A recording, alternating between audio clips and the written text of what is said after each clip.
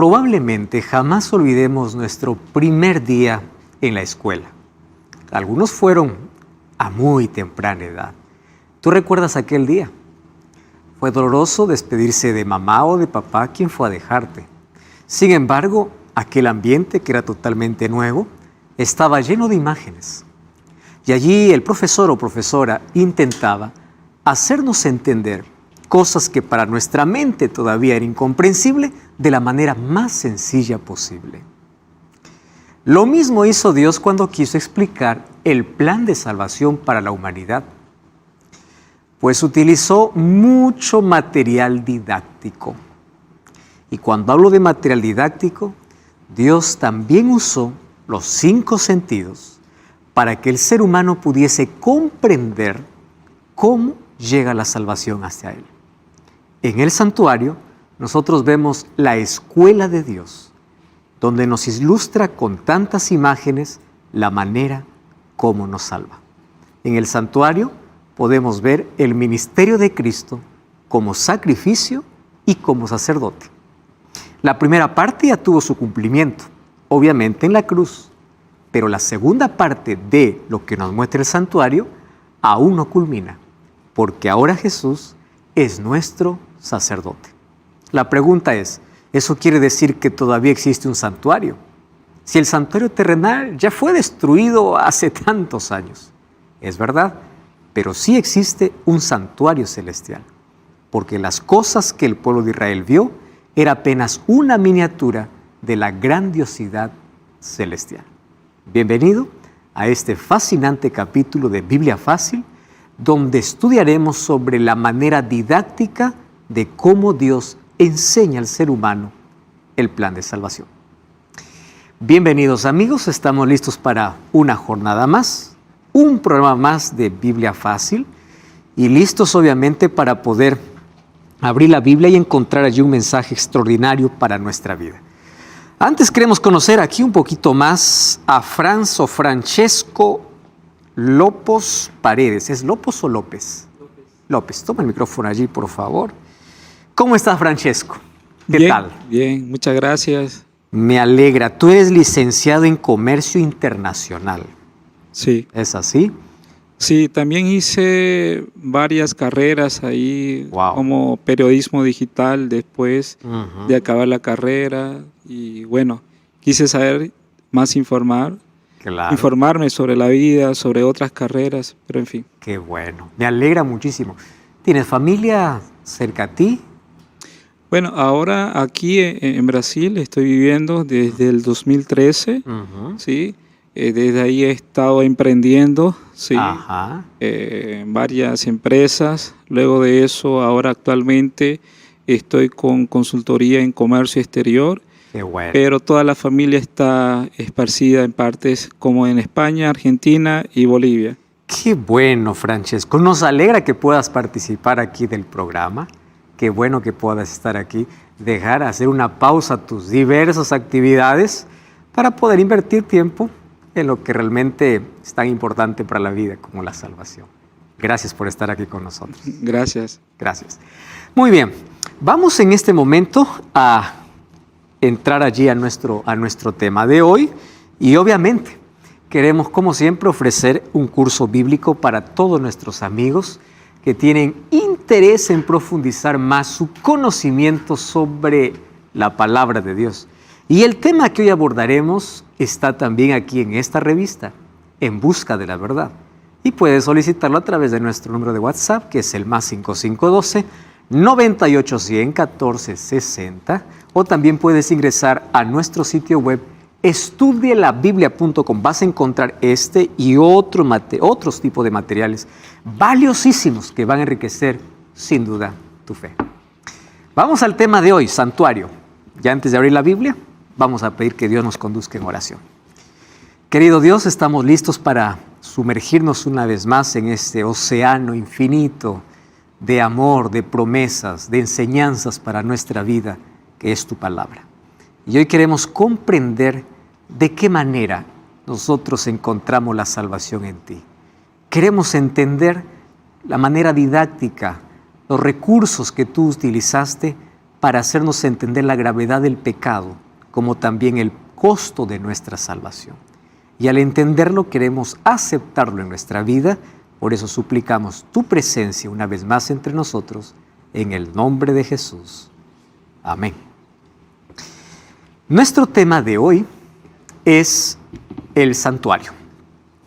Una de las cosas interesantes que aprendimos en la vida es que algunas personas que alcanzan cierta popularidad, cierta fama y cierto poder en la vida, no se puede más conversar directamente.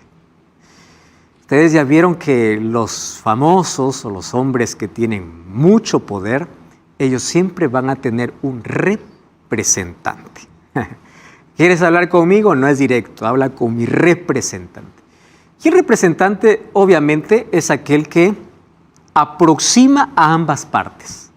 Aquel que tiene la necesidad de contactarse con aquel ser humanamente inalcanzable. Eso es muy común dentro de nuestro mundo. Pero ustedes sabían que todo ser humano, no importa su condición social, económica, no importa su grado, su título, todos nosotros tenemos un representante. Y es el mayor representante de todos. ¿Quién es ese representante? Es Cristo. ¿Y qué cosa nos representa? ¿Por qué es el representante? Porque Él aproxima ambas partes. El ser humano pecador ante la presencia directa de Dios. ¿Y por qué Él llega a ser nuestro representante?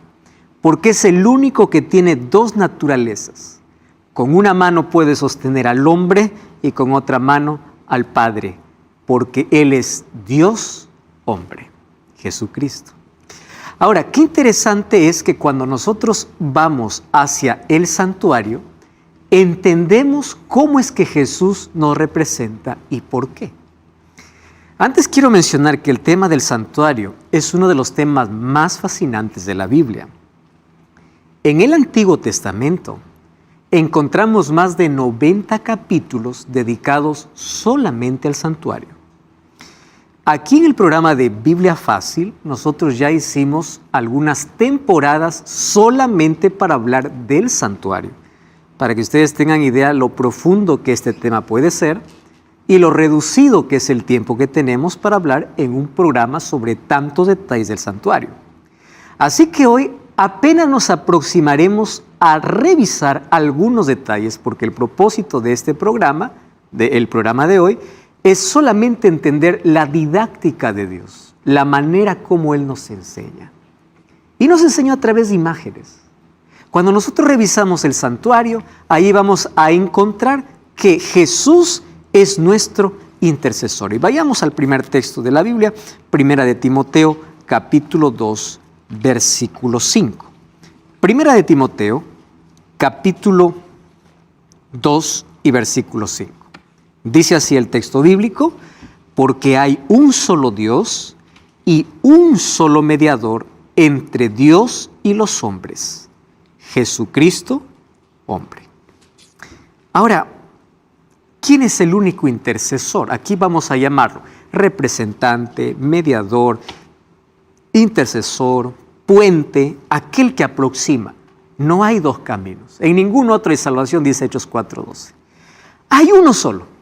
Entonces, cuando yo quiero aproximarme a Dios, yo no necesito ir a María, yo no necesito ir a Pablo, yo no necesito ir a Juan, yo no necesito ningún otro intercesor humano. Y aquí quiero hablarte para ti, que estás allí del otro lado.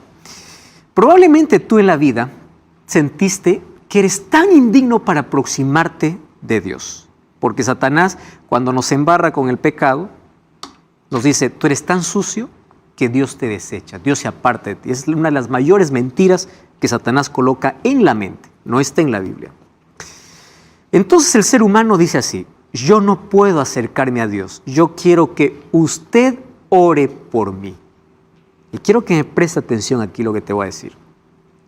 Yo puedo orar por ti, yo puedo orar, pero eso no significa que Dios a ti no te quiere escuchar. No quiero que tú transfieras tu relación con Dios a otra persona. Una razón, porque yo también soy igual de pecador que tú. Yo también necesito de la gracia de Dios igual que tú. Y Dios quiere escucharte a ti. No es que yo soy indigno. Yo también soy indigno. Cuando nosotros vemos que otra persona puede orar por nosotros, estamos mal.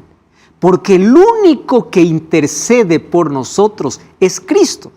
Ahora, yo puedo orar por ti, pero tú puedes decir, yo voy a estar orando y quiero que me acompañe, que me ayude, que juntos podamos orar. Correcto. Pero que otro lo haga por ti, eso no es correcto. Porque es la misma idea de poder ir a buscar otro intermediario. Yo voy a Pablo para que Pablo interceda. Pablo no está intercediendo. Cuando escribió la carta a Timoteo, según de Timoteo capítulo 4, le dice a Timoteo, yo estoy listo para morir, he peleado la batalla, he acabado la carrera, he guardado la fe. Por lo cual me queda la corona de justicia, la cual me dará el Señor en aquel día. Está hablando de la venida de Jesús. Él no dice, mira Timoteo, yo voy al cielo y de allí voy a interceder. No, no hay ningún intercesor en el cielo. No hay nadie que pueda colocarse en lugar de Cristo. Pero Satanás ha colocado diversos caminos. Alguien que se coloque en lugar de Jesús. Porque lo que quiere Satanás es quitar a Cristo como nuestro mediador y colocar hombres, mujeres, santos, intermediarios, intercesores, cuando nosotros podemos aproximarnos directamente ante el trono de la gracia a través de ¿quién? De Jesucristo. Entonces no necesitamos otro intermedio, no necesitamos otro intercesor, un solo mediador, Cristo. ¿Cómo lo entendemos en esto dentro del plan del santuario? Cuando nosotros analizamos el santuario, vamos a ver que habían por lo menos dos cosas que Dios quería mostrar al ser humano. En primer lugar, todos los muebles, las fiestas y los sacrificios que se hacían representaban a la muerte de Jesús. Pero por otro lado, también quería mostrar que el hecho de que exista sacerdotes en el santuario mostraría un segundo ministerio de Cristo, el ministerio de intercesión. A ver, voy a ilustrar aquí de la siguiente manera. Cuando nosotros vemos el santuario era una tienda, una carpa que tenía 3 divisiones. La primera, la división del atrio, y todas las personas que reconocían su pecado solamente podrían entrar hasta el atrio. Quien entraba al segundo compartimento, que era el lugar santo, era solamente el sacerdote. Y quien entraba al último compartimento, que es el lugar santísimo, solo entraba el sumo sacerdote una vez al año. Entonces, todo lo que el pecador podía hacer es entrar ¿hasta dónde? Hasta el atrio. Ahí ofrecía su ofrenda, ahí se ofrecía el sacrificio, pero quien intercedía, quien llevaba la sangre para el santuario, era el sacerdote. Eso representa que Cristo se coloque en mi lugar para morir en mi lugar como sacrificio. Y eso tuvo su cumplimiento ¿dónde? En la cruz. Pero allí no terminó el ministerio de Cristo. Cuando Cristo se fue al cielo, ¿a dónde se fue? Al santuario celestial. ¿Dónde está eso? Eso vamos a verlo ahora en la Biblia. Vamos al libro de Hebreos capítulo 4, versículo 14 hasta el versículo 16. Hebreos capítulo 4, versículo 14 hasta el versículo 16. Presten atención porque esta es la mayor invitación que nosotros encontramos para nosotros hoy. Hebreos 4, 14 hasta el 16. Rebeca, ¿tienes el texto? Puedes leer, por favor.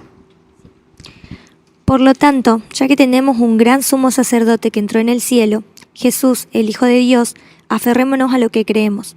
Nuestro sumo sacerdote comprende nuestras debilidades, porque enfrentó todas y cada una de las pruebas que enfrentamos nosotros. Sin embargo, Él nunca pecó. Así que acerquémonos con toda confianza al trono de la gracia de nuestro Dios. Allí recibiremos misericordia y encontraremos la gracia de Dios que nos ayudará cuando más la necesitemos. Muy bien. ¿A quién tenemos como sumo sacerdote? A Jesús. ¿Dónde está? En el cielo. No dice que alguien se acerque por ti, tú acércate. Y cuando te acercas a ese trono de la gracia, vas a recibir 2 cosas. Gracia, 3 cosas. Gracia, misericordia y socorro. ¿Cuándo sucede eso? Cuando nos acercamos a nuestro sacerdote o sumo sacerdote. ¿Quién es? Jesucristo. Vamos para ello a analizar, para entender esta invitación que hace aquí el escritor, cómo es que funcionaba el santuario. Déjenme hacerles un repaso muy breve de por qué Dios mandó construir un santuario. Cuando el pecado entró, abrió un abismo entre el ser humano y Dios. Dios ya no podía más comunicarse con el ser humano. Dios levantó profetas, eso ya vimos, a través de ellos vino la Biblia. Solo que Dios siempre quiso vivir con el ser humano. Es una de las cosas más lindas, ¿no? Dios siempre buscando al ser humano. El ser humano nunca busca a Dios, es Dios buscando al ser humano. Un día Dios le dice a Moisés, cuando ya los libertó de la esclavitud de Egipto, cuando está en el desierto, le dice así: hazme un santuario. ¿Qué cosa sería un santuario? Hazme una carpa para mí. Porque todas las tribus, todos los que estaban en el desierto, estaban en sus carpas. Pero le da una orden y le dice: hazme un santuario porque yo quiero vivir en medio de ustedes. Miren la compasión y la ternura divina. Yo quiero vivir con ustedes. Yo quiero que me hagas una carpa para mí. Y ustedes saben que las 12 tribus de Israel estaban divididas, obviamente, en 4 grupos. Cada grupo tenía 3 tribus. Y el santuario fue colocado en el centro del campamento. Y todas las carpas del pueblo estaban con la puerta ¿hacia dónde? Hacia el santuario. Entonces, cuando un israelita abría la puerta, ¿qué es lo primero que veía? Dios. Dios está con nosotros. Dios nos acompaña. Dios nos guía. Era el santuario que les daba seguridad. Entonces el propósito es: hazme un santuario. Pero aquí hay un detalle importante. Vamos a Éxodo capítulo 25. Vamos al versículo 8 y versículo 9. 25, 8 y 9. Ahí dice: harán un santuario para mí y habitaré en medio de ellos. Versículo 9. Conforme a todo lo que yo te muestre, el diseño del tabernáculo y el diseño de todos los utensilios, así lo haréis. Miren el versículo 40 del capítulo 25. Mira y hazlo conforme al modelo que te ha sido mostrado en el monte. Entonces viene la pregunta: ¿qué modelo es el que vio Moisés y del cual tendría que hacer nuevamente una réplica allí en el desierto? ¿Qué cosa es lo que vio? Dios le mostró el santuario celestial. Porque lo que hizo Moisés aquí en la tierra es una maqueta, es una miniatura de la grandiosidad del santuario que existe en el cielo. ¿Cómo sabemos que Moisés vio el santuario celestial y lo que hizo en la tierra fue apenas una miniatura? Vamos a Hebreos. Miren lo que dice Hebreos. Hebreos capítulo 8, versículo 1 y versículo 2. Hebreos capítulo 8, versículo 1 y versículo 2. Dice así: ahora bien, el punto principal de lo que venimos diciendo es que tenemos un sumo sacerdote, el cual se sentó a la diestra del trono de la majestad en los cielos. ¿Qué dice el versículo 2? Ministro del santuario, de aquel verdadero tabernáculo que levantó el Señor y no el hombre. Cuando se refiere al tabernáculo que no levantó el hombre, ¿a quién se está refiriendo? A Moisés. Pero hay un santuario ¿dónde? En el cielo. Y cuando Jesús fue al cielo después de su resurrección, ¿a dónde entró? A ese santuario. Entonces, lo que vio Moisés allí en el desierto y le dice: hazlo como yo te he mostrado, ¿qué cosa fue? La majestuosidad del santuario celestial. Pero lo que él hizo fue apenas una réplica de manera didáctica para enseñar al pueblo el mensaje de salvación. Ahora, el santuario es uno de los temas más importantes desde el Antiguo Testamento. Nosotros encontramos que la vida del pueblo de Israel estaba en base al santuario. ¿Ustedes sabían que más de 90 días al año los israelitas pasaban dentro del santuario? 3 meses, literal, en todo el año. ¿Ustedes saben cuántas personas trabajaban en el santuario? Jueces, porteros, cuidadores, contando con levitas, cantores, 38,000 personas. y el santuario era una estructura movible. Mientras estaba en el desierto, se armaba y se desarmaba, solo por los levitas, que era la tribu que Dios eligió para dedicarse exclusivamente al santuario. Así que el santuario era el centro de la vida, porque allí tendrían que aprender cómo es que se salva el hombre. Y a través de esta imagen yo quiero mostrar dos cosas interesantes que Dios quería mostrar a través del santuario. Dios manda a establecer un sistema de sacrificios. Ese sistema de sacrificios se llamaba sacrificio continuo. ¿Qué es un sacrificio continuo? Algo que no podría ser interrumpido por nada. Continuo. ¿Y en qué consistía el sacrificio continuo? Los sacerdotes todos los días tenían que hacer dos sacrificios a favor del pueblo. El sacrificio matutino y el sacrificio vespertino. El sacrificio matutino sucedía a las 9 de la mañana. El sacerdote tomaba corderos, los degollaba y los colocaba sobre el altar. Y sobre el altar era quemado, la sangre era derramada y el cordero era quemado. Todos los días. No había un solo día que los israelitas no puedan oler ese olor a carne quemada, ver ese humo que sube al cielo y ver la sangre que se derrama sobre el altar. Todos los días. Era el sacrificio a favor del pueblo. ¿Desde cuándo comenzó el sistema de sacrificios? Desde el momento que Dios cubrió a Adán y Eva con pieles de cordero. Ustedes se acuerdan que cuando ellos quisieron solucionar su problema, fueron a coser hojas de higuera. Eso no sirve para nada. Y quien hizo el primer sacrificio no fue Dios, fue Adán. Ustedes saben que Adán tuvo que ser partícipe del primer cordero muriendo. Y cuando murió ese cordero, ese animal inocente, él entendía que la muerte él lo merecía, no el cordero. Entonces, todos los días, 9 de la mañana y 3 de la tarde. Pero aparte, habían ofrendas específicas por el pecado. ¿Qué cosas son ofrendas específicas por el pecado? Había diferentes tipos de ofrendas, pero la ofrenda más común era la ofrenda del cordero.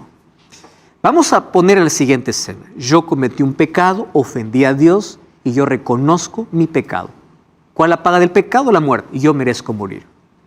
Pero como el santuario me enseña que alguien muere en mi lugar, yo me iba hacia el corral y tenía que elegir el cordero más perfecto, aquel que no tiene ni un solo defecto.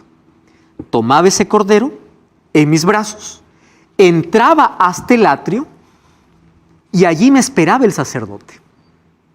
Y cuando el sacerdote me esperaba y me veía con el cordero, sabía que yo venía porque había cometido un grave pecado.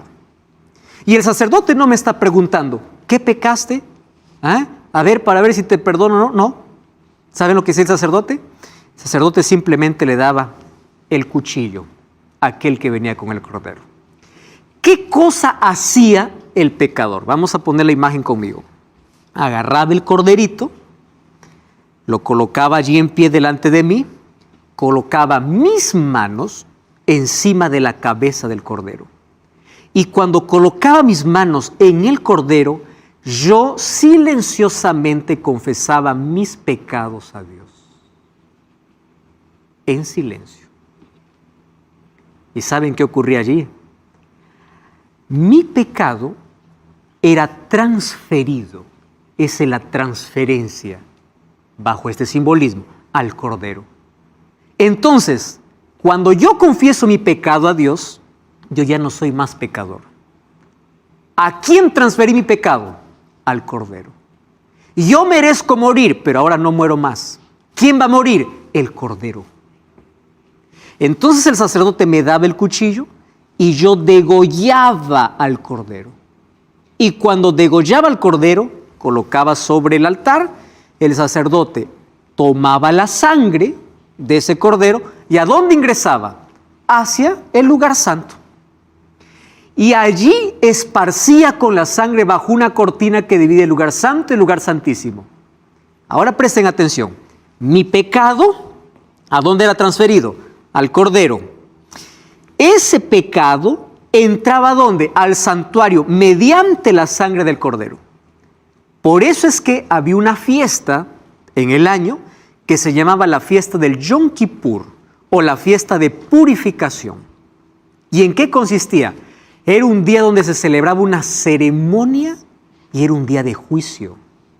Y en ese día se limpiaba simbólicamente el santuario. ¿Por qué se limpiaba? Porque durante todo el año los pecados entraban a través de la transferencia por medio de la sangre del Cordero. Entonces el santuario se contaminaba. Yo era perdonado, pero el pecado quedaba como registrado. ¿Dónde? Adentro del santuario. Ese registro tenía que ser limpio. ¿Y por qué Dios estableció todo ese sistema? Para enseñarnos qué cosa es lo que iba a hacer Jesús después de morir. Porque Jesús también en el cielo iba a hacer una purificación del santuario. Y uno se pregunta, ¿cómo es que el cielo puede contaminarse si ahí no hay pecado? No hay pecado, pero existen nuestros registros de pecado. Cada vez que yo soy perdonado, coloca perdonado, pero mi registro está allí, de pecado. Y Dios necesita hacer esa limpieza. Miren lo que dice el libro de Hebreos capítulo 9, versículo 23. Hebreos capítulo 9, versículo 23. Es impresionante porque ese texto me aclara este asunto. Dice así el texto: fue necesario que las figuras de las cosas celestiales fuesen purificadas. Ya no está hablando del santuario terrenal, está hablando del santuario celestial. Pero las cosas celestiales con mejores sacrificios. Claro, porque ¿cómo se limpiaba el santuario terrenal? A través de sangre de corderos. ¿Y cómo se limpiará el santuario celestial? A través de un mejor sacrificio. ¿Cuál es el sacrificio? El sacrificio que Jesucristo hizo. O sea, todo lo que se hacía en el santuario terrenal era una figura de lo que acontecería con el sacrificio de Cristo, porque Él representaba el Cordero, pero también con la otra fase de su ministerio, porque Él sería mi sacerdote y sumo sacerdote para hacer una limpieza de registro de pecados en el santuario celestial. A eso es lo que la Biblia lo llama de juicio. Para entender el juicio, necesitamos entender el tema del santuario. No cambies el canal, vamos a una brevísima pausa y ya regresamos. Biblia Fácil. Muy bien, aquí continuamos entonces viendo el tema sobre el santuario. Y hablando del santuario, queremos encontrar o ver un poquito la estructura de cómo era el santuario. Antes, Valeria tiene una pregunta. Sí, bueno, capaz que me salga un poquito del contexto, pero, a ver, habíamos leído una palabra acá, ya no me acuerdo cuál, porque ya leímos bastantes, donde dice, bueno, que no necesitamos un intercesor, tenemos que directamente hablar con Jesucristo. Uh-huh. ¿Por qué la Iglesia Católica busca poner intercesores, ¿no? O sea, cientos veces que la Iglesia Católica le da más importancia a Nuestra Señora que a mismo Jesús, sí, y también colocando también a santos o personas que pasaron durante la historia y tal vez fueron importantes, sintieron la presencia del Señor, pero nada, o sea, las canonizaron, las hicieron santas. Valeria, lo que pasa es que en la Biblia nosotros encontramos un poder antagónico que se levanta en contra de Dios. La Biblia tiene varios nombres para demostrar ese poder, pero una de las más comunes se llama anticristo. ¿Qué es anticristo? Aquel que se quiere colocar en lugar de Cristo. Por eso es que hoy encontramos un sacerdote donde tú puedes confesar tus pecados para que por medio de él recibas el perdón. Podemos encontrar intermediarios como los diversos santos, por más virtuosos y una vida digna que hayan vivido, no son intercesores. Entonces, lo que pasa es que a través de la historia, varias tradiciones paganas fueron introducidas dentro del mundo cristiano. Y es allí donde, obviamente, hasta ahora se conserva. Hubieron otras cosas peores. La venta de indulgencias, que era la venta del perdón. Tú me pagas algo y yo te doy por adelantado el perdón. Peca lo que quieras, pero primero plata. Se llegó a vender el perdón en el tiempo de la Edad Media. O sea, cosas así para sacar el sacrificio de Cristo y para sacar a Cristo como el intercesor. ¿De dónde viene todo eso? Pues Satanás está detrás de todo eso, porque él no quiere que vayas a Jesús. Quiere que vayas a cualquier otro lugar menos a Cristo, porque aquel que va a Cristo encuentra salvación. Entonces, lamentablemente, es la razón. Ahora, vamos allí a encontrar que en la estructura que tenía el santuario, era interesante ver la manera como Dios manda construir a Moisés, porque Dios le explica cuáles serían las medidas, los materiales y los muebles que éste tendría. Ya dijimos que los sacrificios se realizaban en el atrio, pero luego había un segundo compartimento que era el lugar santo. Y en el lugar santo habían 3 muebles. Había un candelabro de oro, había una mesa con 12 panes y había otro altar, que era el altar de incienso. Todo esto tenía una representación simbólica de Cristo. Aquí el candelabro de oro, ya el Espíritu Santo, el pan, Jesús como el pan de vida, y aquí el incienso que representaba las oraciones de los santos. Luego tenemos otro compartimento que era el lugar santísimo, donde ingresaba solamente el sumo sacerdote una vez por año y donde había un solo elemento. Era el arca del pacto, el arca de la proposición. Esta tenía una tapa, todo era de oro. Y al pie de la tapa, en esa caja, había la vara de Aarón que floreció, un poco de maná y la ley de Dios. La ley que Dios entregó a Moisés. ¿Dónde colocó su ley? Dentro del arca. ¿Dónde estaba? En el lugar santísimo. Pero esto nos enseña el camino de salvación. ¿Cuál es el camino de salvación? Miren acá. Aquí está una maqueta de lo que sería el santuario. Cuando alguien entraba para el santuario, lo primero que encontraba era 2 muebles. Un mueble que es el agua donde los sacerdotes se lavaban las manos y el otro mueble que era el altar. Todo esto representaba ¿qué cosa? Representaba a Jesús. Jesús es el agua que purifica y Jesús es el sacrificio. ¿Dónde está el sacrificio de Cristo? En el atrio, en la primera parte del santuario. Pero también esta agua puede representar el bautismo. Miren, cuando una persona viene de afuera para el santuario, vamos a decir, para formar parte del pueblo de Dios, de la familia de Dios, ¿qué es lo primero por donde tiene que pasar? Por el sacrificio. ¿Qué significa esto? Nadie puede entrar al santuario sin primero haber aceptado ¿qué cosa? El sacrificio de Cristo. Por eso es que nadie puede ser cristiano, nadie puede emprender una vida, un camino hacia el cielo sin aceptar el sacrificio de Jesús. Esto es lo primero, por medio de la fe. Sin sacrificio no hay salvación, sin sacrificio no hay pan, no hay luz, no hay nada. El sacrificio de Jesús nos garantiza la entrada. Ahora estoy hablando del plan de salvación.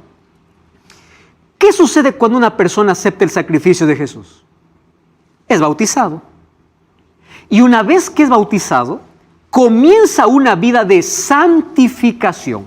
Toda esta primera parte nosotros lo llamaremos el camino de justificación, donde acepto el sacrificio de Cristo y recibo el perdón de Dios. Pero Dios no solo me justifica, Él también me santifica. ¿Qué sucede después de mi bautismo? Yo tengo que entrar ¿a dónde? Al lugar santo.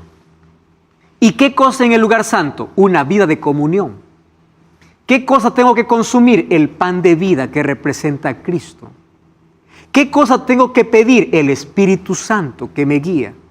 ¿Qué cosa tengo que hacer? Orar constantemente. Si ustedes aquí se dan cuenta, hay 3 elementos. Oración, palabra de Dios y el Espíritu Santo. Esa es una vida ¿de qué? De santificación. Y esto es continuo. Pero una vez que el cristiano vive bajo estos símbolos en su vida, ¿qué cosa, a dónde se dirige? ¿Qué cosa es lo que tiene que hacer después? Entrar directamente a la presencia de Dios, que es el lugar santísimo. ¿Y qué cosa está en el lugar santísimo? La ley de Dios. Presten atención aquí. Cuando Satanás dice que la ley no existe, te está rompiendo todo el proceso. todo el camino que tienes que transitar. La ley de Dios no está en la puerta, no está en el lugar santo. ¿Dónde está? En el lugar santísimo. Es decir, aquellos que llegan a la presencia de Dios y van a morar con Él eternamente son aquellos que aceptaron su gobierno. ¿Y cómo se acepta el gobierno? Aceptando su voluntad. ¿A través de qué? De su ley. Presten atención. Aquí somos salvos por la gracia de Dios, a través del sacrificio. Esa gracia nos va transformando hasta que llegamos finalmente ¿a dónde? A la presencia de Dios. Y si ustedes ven, ¿qué cosa se armaba en todo este santuario? Era una cruz. Aquí encontramos los primeros dos objetos o elementos. A los costados estaba el candelabro y el pan sin levadura. Y en la parte final, ¿qué cosa estaba? Estaba el arca del pacto junto o con la ley de Dios. Este es el camino de salvación. Ahí ustedes pueden notar una cruz y esto me indica que en la vida cristiana debe haber justificación, santificación y glorificación. Este es el camino. ¿Cuál es el camino? Cristo. ¿Recuerdan a Jesús diciendo, yo soy el camino, la verdad y la vida? ¿Cómo entro al camino? Aceptando su sacrificio. ¿Qué cosa es la verdad? Cuando Jesús dijo, yo soy la verdad, quiere decir que vivas la verdad a través de la oración, a través de la palabra, a través del Espíritu Santo, para que luego puedas tener la vida eterna. ¿Qué cosa es la vida? Su ley en tu corazón. Ese es el proceso. ¿Dónde está mostrado? En el santuario. Ahora, yo les dije que ese santuario, como todos los días entraba sangre, era contaminado, porque quedaba registrado el pecado dentro. Y para ello, el sumo sacerdote hacía una ceremonia especial cada año, y era fijo, el 10º día del 7º mes. ¿Cuál era el 7º mes judío? Era el mes de Tishri. Entonces, en el mes de Tishri, todo el pueblo se preparaba, porque el 10º día del 7º mes era un día de limpieza del santuario, pero también era un día de juicio. ¿Y por qué de juicio? Todos aquellos que no habían confesado sus pecados o no habían pedido perdón ni hubo arrepentimiento, ese día morían. Así que cuando el sumo sacerdote salía, después de haber purificado el santuario, todo el pueblo celebraba y ahí venía la próxima fiesta, que era la fiesta de la alegría, la fiesta de las cabañas, que era la última fiesta que el pueblo de Israel celebraba en el año. Pero antes, ¿qué cosa había? La fiesta de purificación del santuario, que representaba también un día de juicio. Para ese día habían algunas cosas interesantes. Venían 2 machos cabríos, echaban suerte, uno para Dios y el otro representaba a Satanás. Aquel que era para Dios era muerto porque representaba a Jesucristo. Con esa sangre el sumo sacerdote ingresaba hasta el lugar santísimo donde estaba el arca, donde estaba la ley de Dios. Y después de que Dios había aceptado el arrepentimiento de todo el pueblo, el sumo sacerdote salía cruzando el lugar santísimo, lugar santo hasta el atrio. Cuando llegaba al atrio, mandaba que el otro macho cabrío que era destinado para Azazel vaya siendo llevado por alguien al desierto para que muera. Cuando es llevado para el desierto representa el milenio, donde Satanás quedará por 1000 años atado y finalmente será ejecutado. Ahí estamos hablando ya de las fases de juicio que en el santuario se revelaban de buena manera. Ahora, Jesús era el sacrificio, Él era la ofrenda, pero también el sumo sacerdote. Por eso es que dice el libro de Hebreos que después que Jesús resucitó, ¿a dónde se fue?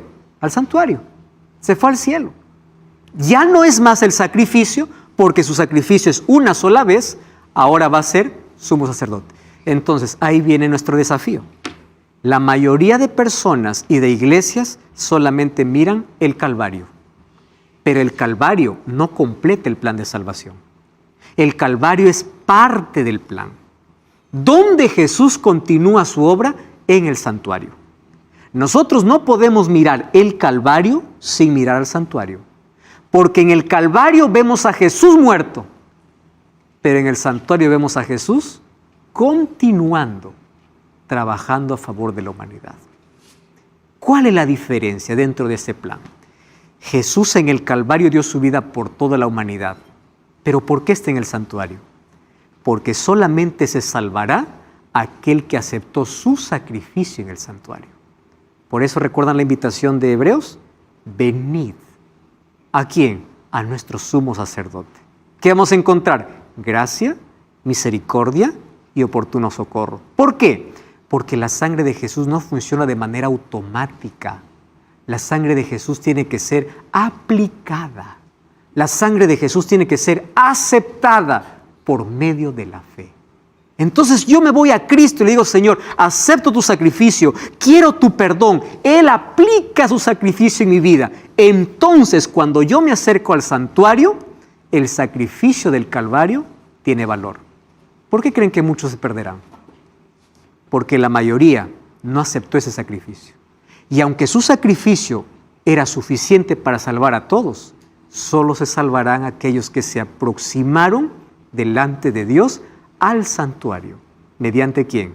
Mediante Jesucristo. Por eso es la importancia de poder entender el asunto del santuario. Cristo como sacrificio cumplió la primera parte en el Calvario, pero ahora continúa ¿dónde? En el santuario. En el cielo está el santuario. Ustedes pueden verificar allí en el libro de Apocalipsis 14, 17, 15, 5, 16, 17, 11, 19. Dice que Juan vio el arca del pacto. Juan vio el santuario en el cielo. Porque el santuario real está en el cielo. Aquel que hizo Dios. Ahora, ¿por qué Dios hizo un santuario en el cielo? ¿Qué cosa para que en nuestra mente pueda estar bien claro ese asunto? El santuario es el palacio administrativo del universo. Digamos que la sede del gobierno de Dios. Es el centro administrativo cósmico. Es el centro de adoración universal. Pero hoy ese santuario también es un centro de juicio. Y la Biblia habla de juicio. Jesús habló de juicio. En el libro de Mateo capítulo 11 dice, ay de ti Corazín, ay de ti Betsaida, si en Sidón se hubiesen hecho los milagros que en ti se hicieron, hace tiempo se hubiesen arrepentido. Así que digo que en el día de juicio, Jesús está hablando de juicio. Y cuando se habla de juicio, 2 Corintios 5, 10, ¿saben qué cosa dice? Ahí 2 Corintios 5 dice, todos podemos comparecer delante del tribunal. Todos vamos a comparecer. Todos vamos a estar delante del juicio.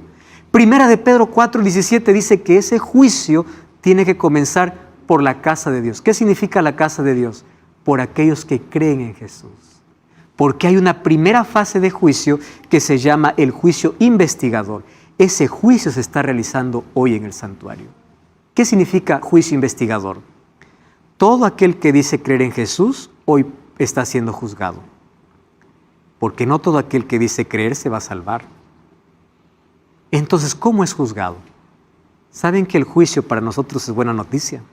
¿Por qué es buena noticia? Romanos 8:1 dice, ninguna condenación hay para los que están en Cristo Jesús. Porque Él es mi abogado. Si uno vive aferrado a Cristo, uno va a pasar el juicio. Porque Cristo coloca sus méritos en nuestra vida. El libro de Juan 3:18 dice que aquel que cree en Cristo no es condenado, pero aquel que cree y vive con Cristo pasa este juicio. ¿Quién de entre los vivos, cuando Jesús viene, se salva y quién se pierde? En este juicio se determina quién de entre los muertos resucita y quién no resucita. En este juicio se determina la salvación. Y aquel